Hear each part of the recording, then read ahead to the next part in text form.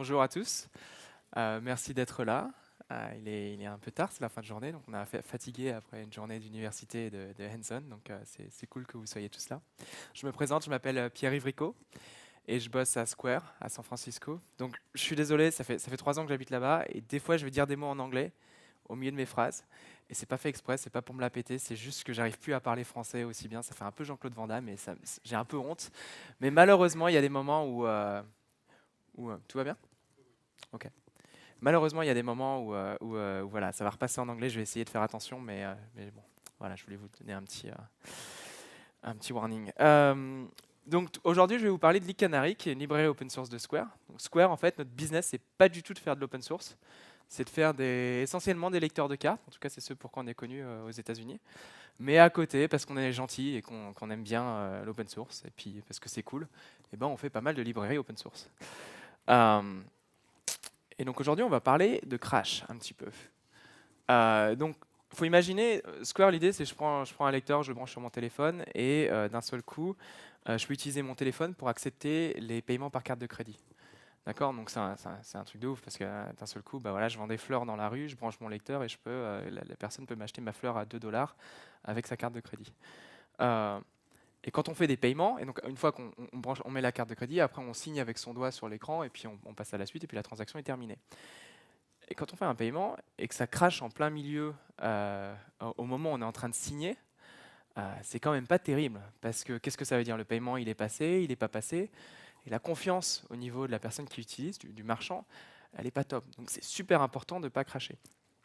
Et il s'avère euh, que un des crashs qui est le plus courant dans les applis Android, c'est les out of memory error. D'ailleurs, qui a déjà eu un out of memory error exception?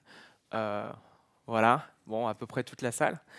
Et en général, c'est assez flippant quand on voit ça, parce qu'on se dit, mais j'ai pas la moindre idée de ce qui cause le problème. Ou alors, on se dit, bon, c'est pas moi, je m'en fous. C'est l'autre approche. Mais voilà, les téléphones ont une mémoire assez limitée, en fait, et donc du coup, ça arrive beaucoup plus souvent qu'on ne s'y attendait. Et donc, le but, c'est d'éviter ça. Donc, je vais faire un petit passage par une métaphore très imagée qui n'a rien à voir avec les applis Android, pas grand-chose, pour essayer d'expliquer ce que c'est Click Canary et à quoi ça sert. Donc, restez avec moi, ça va pas forcément être évident. Ça, c'est ma main. Et ma main, ça représente la mémoire de l'application. D'accord. Donc, tout ce que je peux mettre dans ma main, c'est tout ce que je peux contenir en mémoire. D'accord. L'idée, c'est que dans ma main, j'ai un set de clés et j'ai une figurine. Et donc, c'est 2 objets Java. Et puis j'ai aussi, en fait, ce qui se passe, et donc ça, c'est ce que je tiens. Finalement, c'est ce qu'on pourrait appeler les GC roots, si vous savez ce que c'était, si vous savez ce que c'est. Si vous savez pas, c'est pas grave, on en parlera tout à l'heure. Et puis, en fait, bah, ma petite figurine, en fait, elle a un lasso et elle tient un lecteur. Et puis ce lecteur, il a un lasso, il tient un autre lecteur. C'est comme des références Java. Vous avez un objet Java qui est une référence vers un autre objet. Et donc en fait, donc cette main, finalement, elle supporte non seulement le poids des figurines, mais aussi des lecteurs parce qu'ils sont attachés à la figurine. Donc ma figurine, je m'en sers pendant un moment, et puis après, quand j'en ai plus besoin, qu'est-ce que je fais? Bah, je la jette par terre. Et une fois que je l'ai jetée par terre, il y a le garbage collector qui passe et qui récupère les lecteurs, donc le Roomba. Et donc mon garbage collector, en gros, il attend de voir, il essaye de trouver les trucs qui sont plus tenus par ma main, et il les récupère. Et alors des fois, ce qui se passe, c'est que je me dis là, la figurine, j'en ai plus besoin. Ok, donc je mets les références à nul, je m'en débarrasse. Et malheureusement, il y a quelque chose d'autre. Par exemple, il y a mes clés qui ont une référence vers ma figurine. Et mes clés, elles s'en servent plus de la figurine à partir de ce moment-là. Ouais, c'est un peu compliqué là, toutes les figurines, les machins. Mais en gros, voilà, les clés s'en servent plus. Et pourtant, ma figurine ne peut pas être nettoyée, elle ne peut pas être garbage collectée parce que les clés ont gardé une référence vers cette figurine. Et ça, ce truc-là, en fait, c'est ce qu'on appelle en Java, c'est ce qu'on appelle un memory leak. Le terme plutôt technique, c'est plutôt un reference leak parce qu'en fait, il n'y a pas vraiment de memory leak commencé en Java. C'est juste que c'est un leak applicatif. On a gardé des références vers des objets qu'on ne devrait pas garder et du coup, ils ne peuvent pas être garbage collectés. Tous ces petits memory leaks s'accumulent et à la fin, on en a plein comme ça et puis bah, c'est trop lourd et la main, hop, elle tombe par terre et ça crache. Et c'est pas bien. Et donc, c'est là que Leak Canary arrive. Et qu'est-ce que fait Leak Canary? Il permet de résoudre ce problème. Comment il fait ça? Bah, notre petite figurine, on va mettre un petit pins intelligent. Alors, ça n'a rien à voir avec l'Internet of Things, c'est pas du tout ça. C'est juste, je sais pas, c'est une image. En gros, on va attacher un petit pins intelligent et quand je veux plus en fait, au moment où je veux me débarrasser de ma figurine, je mets mon petit pins intelligent. Et il est intelligent parce qu'il sait quand il est garbage collecté. Et du coup, euh, au bout d'un certain temps, s'il s'attend à être garbage collecté parce qu'il a été attaché à une figurine et puis que finalement il l'est pas, donc quand il est garbage collecté, il se retrouve dans le Roomba. C'est une vraie photo du machin dans le Roomba. Et du coup, s'il sait qu'il n'a pas été garbage collecté, dans ce cas-là, il prend une photo, un heap dump de la mémoire. Et ça ne veut pas dire qu'il y a forcément un leak, mais ça veut dire qu'il y a peut-être un leak.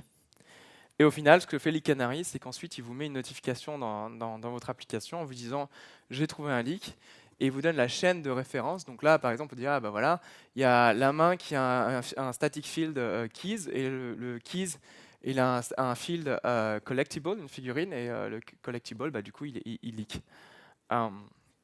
Et donc, c'est ce que fait Leak Canary, c'est trouver cette chaîne de référence pour vous. Right, bon, ça c'est bien, c'est cool, mais on va peut-être aborder un peu plutôt l'aspect code.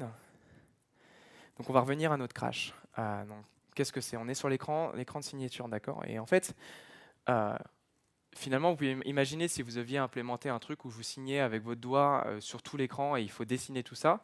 Vous avez un grand bitmap de la taille de l'écran dans laquelle vous gardez cette signature en mémoire.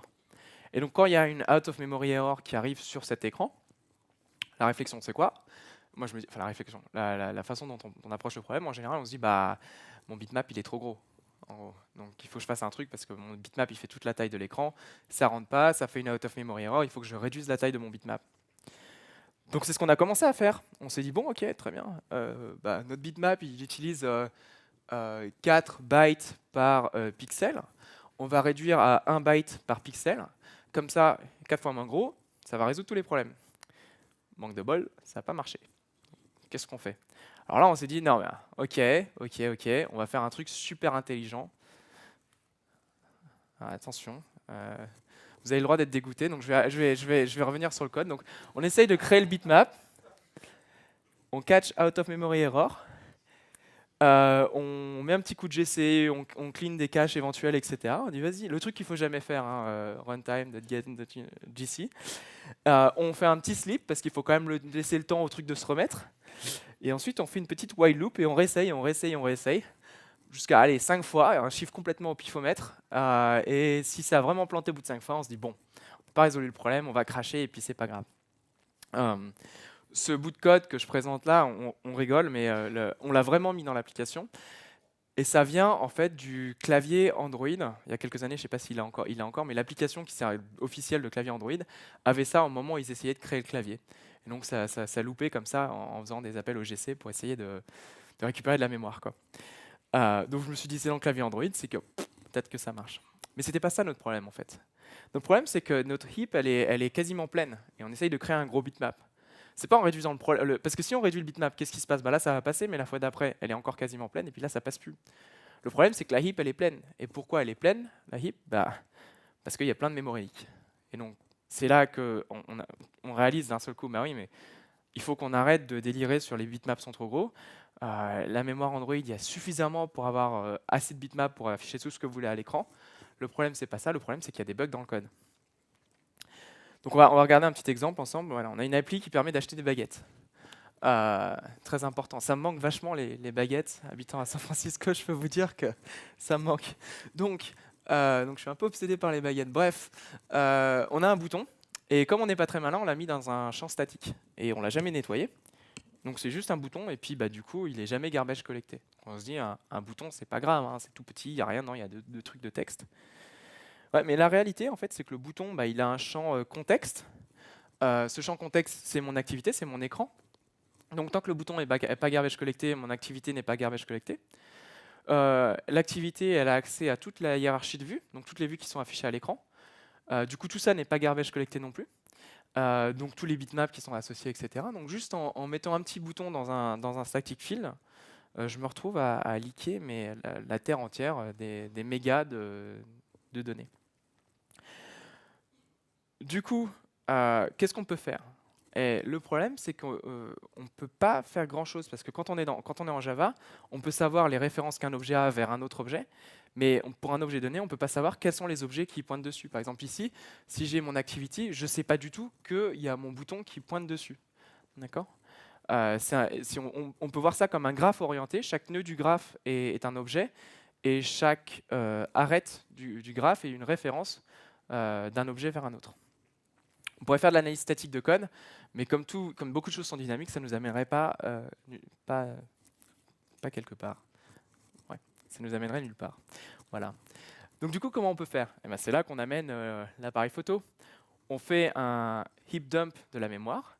Du coup, finalement, on freeze la mémoire et on la... si, c'est bon, le son? Ouais. On freeze la mémoire et on la met dans un fichier. Et après, on va analyser ce fichier.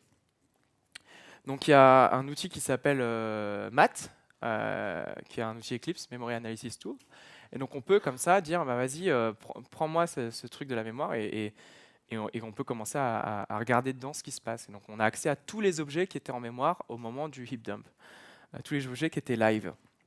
Donc après, par exemple, cet outil Eclipse, il a une petite interface, il a un langage de query qui s'appelle OQL, et qui permet, par exemple, de faire là, on voit select all instances of activity where destroyed is true. Toutes les activités qui ont été détruites, mais qui sont encore en mémoire. Et que, donc, potentiellement, soit le garbage collecté a eu un peu la flemme et il les a pas ramassés, soit potentiellement, c'est des memory leaks.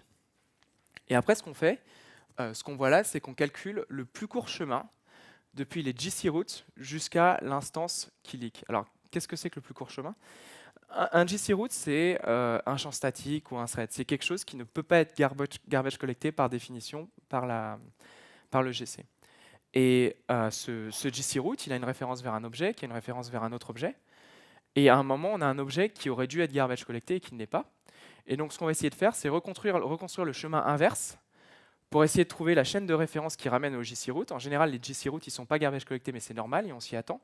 Mais cet objet-là, on veut qu'il soit garbage collecté. Et la question, c'est à quel moment on aurait dû nettoyer la référence. Donc on va chercher, en fait, il y a potentiellement plusieurs chemins, parce que déjà, il y a plusieurs GC routes, vous avez plusieurs champs statiques, plusieurs threads, etc. On va analyser, trouver tous les chemins de l'instance qui leak jusqu'à tous les GC routes.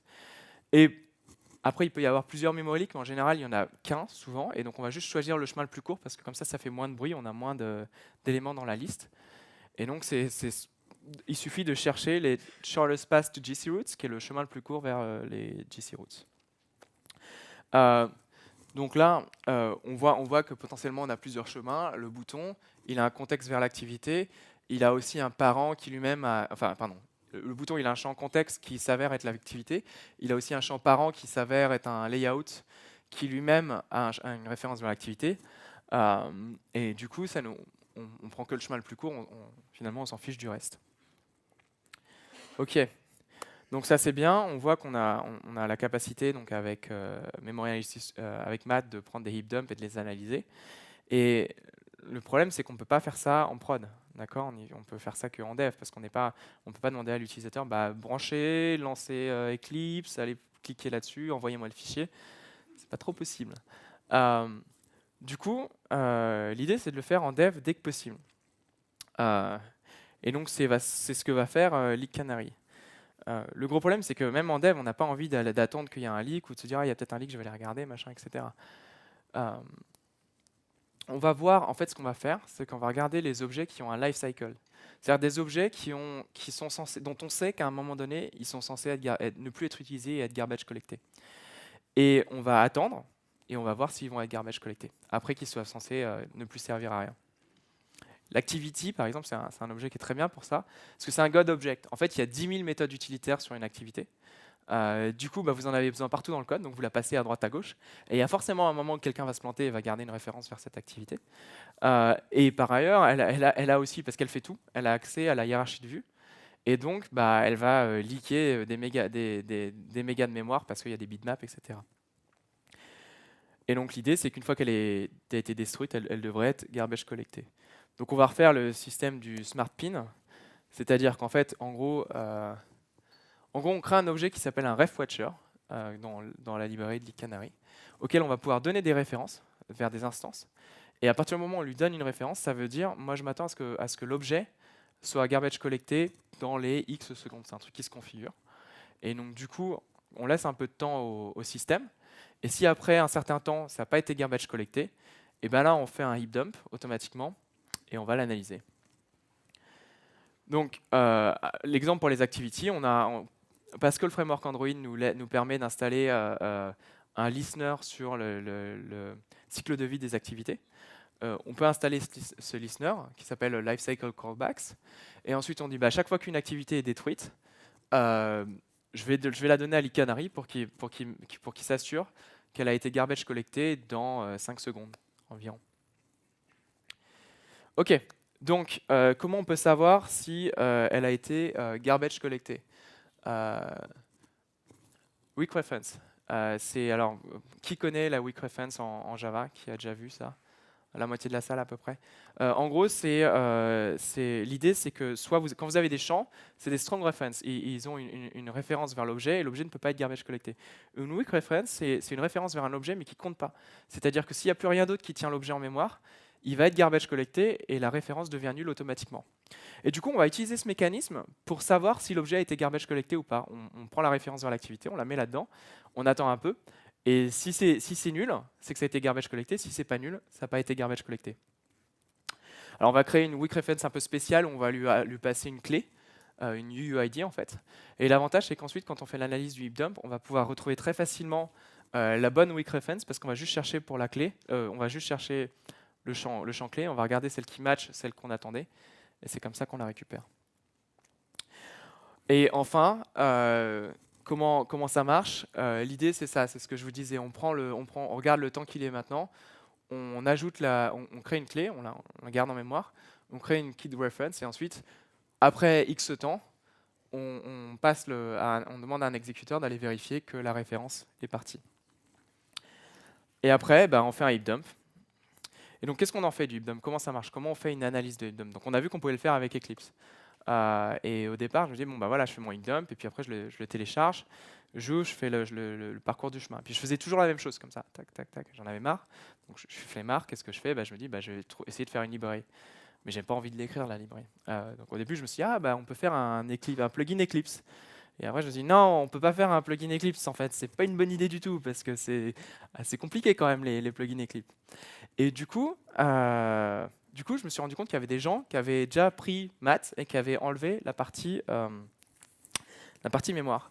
Et donc, c'est la partie, UI. Et donc, en fait, ce que j'ai fait, c'est que j'ai repris ça et je l'ai repackagé. Plus tard, ça a évolué. En fait, il y a Google qui a sorti une autre librairie d'analyse de heap dump. Et du coup, je l'ai remplacé par ça. Ça s'appelle Perflim. Mais Haha, qui signifie Headless Android Heap Analyzer, c'est juste un repackaging de trucs qui existent déjà, mais juste facile à utiliser sur ma vanne centrale. Et la manière de l'utiliser, c'est assez simple en fait. On donne un fichier, on dit vas-y, lis-moi ce fichier, et ensuite on peut commencer à aller poker, à aller regarder, faire exactement la même chose que ce qu'on faisait avec les queries en OQL, mais sous forme de code. Et le gros avantage, c'est que du coup, il n'y a plus besoin d'aller cliquer partout et ça se fait automatiquement. Et aujourd'hui, ça, en fait, alors pas tout à fait ça, mais la capacité à dire trouve-moi trouve-moi si telle référence leak, etc. Ça a été construit dans Perflip parce que ça a été fait pour Android Studio, qui vous savez sûrement qu'Android Studio c'est IntelliJ mais pour Android. Et ils ont construit un truc qui permet d'aller poker la mémoire et d'aller un peu voir quels sont les objets qui sont en mémoire et de trouver les chaînes de référence. Et donc plutôt que d'utiliser le truc d'Eclipse, ils ont décidé de reconstruire le leur et c'est là que du coup j'ai pu réutiliser ce code pour faire Leak Canary. Et au final, on obtient cette chaîne avec une notification. Et ce qui est sympa, c'est qu'on peut aussi calculer la taille de ce qui est retenu en mémoire, parce qu'il suffit de regarder tous les objets. Alors je dis qu'on peut, en réalité c'est un peu plus compliqué que ça, parce qu'il y a plein de JC routes qui viennent vers plein de références, et donc parfois c'est pas tout à fait exact, mais bon, ça donne une petite idée quand même du truc au global. Donc qu'est-ce qui est intéressant avec ça du coup? On a la capacité, à partir de là, on a la capacité en fait de dire donc, des activités, des fragments. Potentiellement, si vous écrivez pas d'appli Android, mais que vous avez ce genre de concept dans vos applis Java, où vous avez des objets qui ont un cycle de vie assez clair et qui ont tendance à leaker, et que vous aimeriez bien savoir, ah bah tiens, à partir de tel moment, il devrait être garbage collecté, Leak Canary peut s'avérer utile pour ça aussi. Et du coup, c'est vachement bien, ça affiche une notification dès qu'il détecte le truc, ça montre une UI qui permet de voir. Tout ça, c'est pour que les utilisateurs puissent démarrer en 5 minutes. Mais quand on a une équipe qui dev, on a besoin d'un process un petit peu plus approfondi, ou peut-être qu'on va uploader les leaks, peut-être qu'on va faire quelque chose comme ça. Et donc, du coup, en fait, on peut étendre l'API. Donc ça, c'est par exemple, c'est quelque chose que j'avais fait il y a peut-être un an, où j'avais la flemme de développer un serveur pour uploader tous les résultats. Du coup, j'ai vu qu'on avait Slack en interne.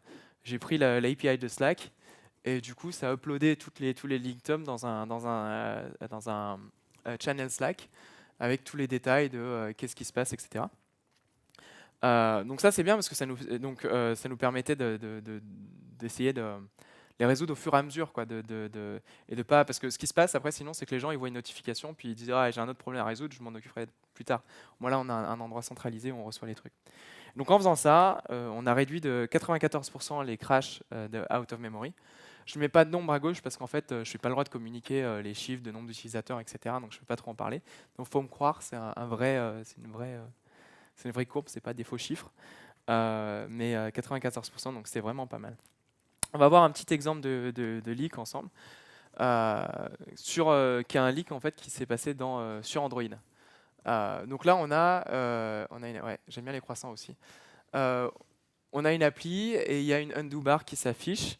Et ce qu'on veut, c'est quand je clique sur undo, la barre s'enlève, d'accord? Donc en fait, on va avoir un bouton, on va mettre un bouton pour l'undo bar, et puis quand on clique dessus, on enlève la barre.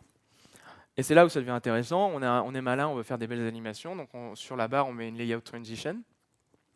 Et puis pour une raison ou une autre, on ajoute une vue à la barre, et puis on enlève la barre du root layout. Et en fait, quand on enlève une vue, elle n'est jamais enlevée immédiatement, elle attend la fin de la transition pour être enlevée.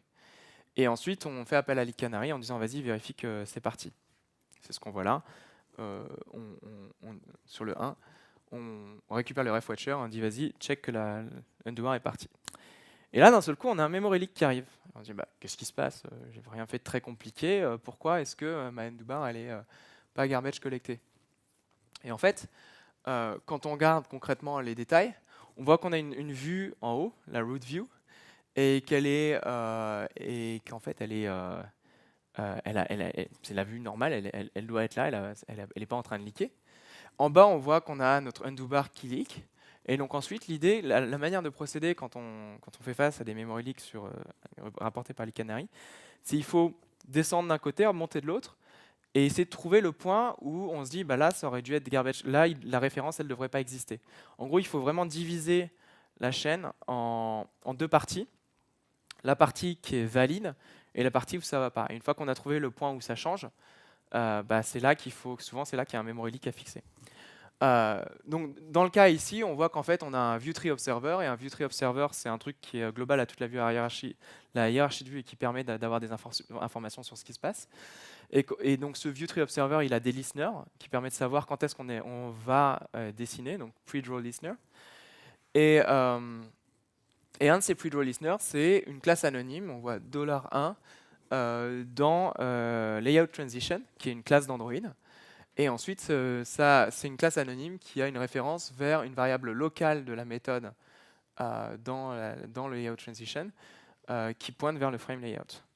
On va se dire, mince, c'est dans le framework Android, qu'est-ce qui se passe? Et en fait, ce qui se passe, on regarde le code et on se dit, en fait, ils ajoutent un predraw listener, et dès qu'ils ont dessiné, ils l'enlèvent. Donc comment ça se fait que mon truc, il est encore là-dedans en tant que predraw listener? Parce qu'on voit qu'on fait observer.add on predraw listener, et ensuite dans onPredraw, immédiatement, on s'enlève de la liste des predraw listeners. Donc comment ça se fait qu'elle est toujours référencée? Donc mon premier réflexe, c'est la callback n'a pas été appelée. Mais si, elle est bien appelée. Donc en creusant un petit peu, on regarde ce que fait getViewTreeObserver. Et en fait, getViewTreeObserver, il a un fonctionnement un peu intéressant, c'est que si la vue n'est pas attachée à la fenêtre, il n'a pas accès au vrai ViewTreeObserver. Donc quand on essaye de s'enregistrer, quand on essaye de s'enregistrer, de l'obtenir, en fait, il retourne un faux. Et il garde les références là-dedans, et après il les remet dans le vrai une fois qu'il est réattaché. Ce qui veut dire que quand on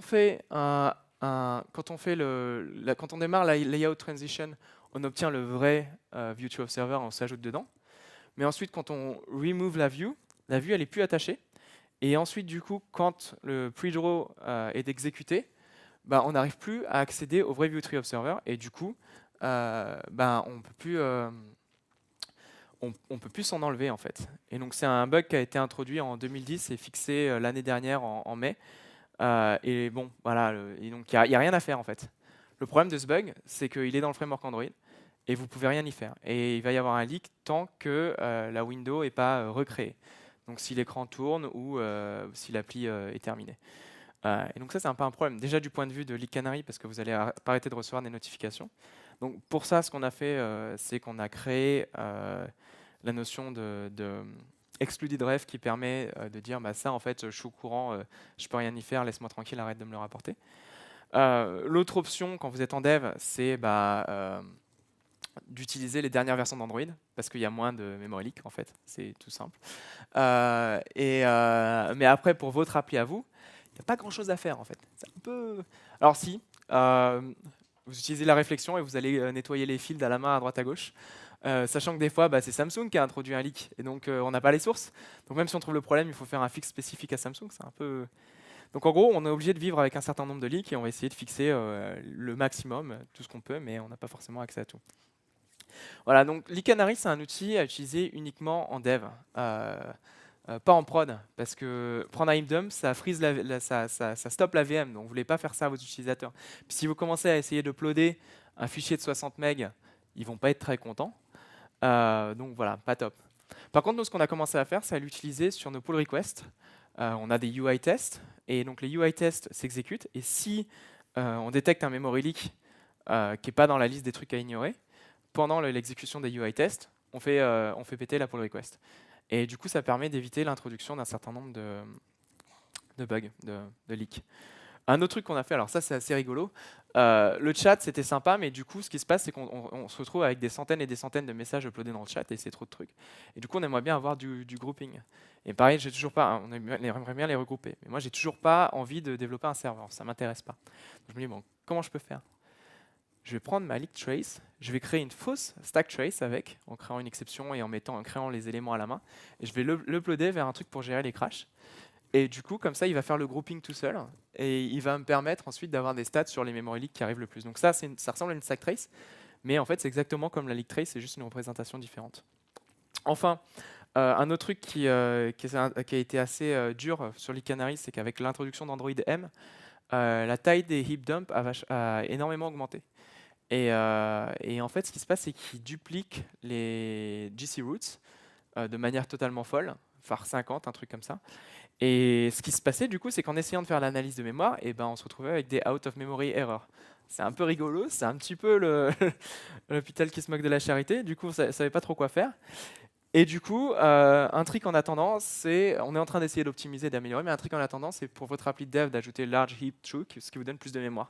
C'est le classique, bon bah ok, je vais prendre plus de mémoire. Ben, voilà. Dans le futur, on va sûrement utiliser une appli séparée ou changer les algos pour se reposer plus sur le file system et moins sur la mémoire. C'est tout, il me reste 2 minutes, donc vous pouvez me contacter sur Twitter @py et si vous avez des questions. Merci.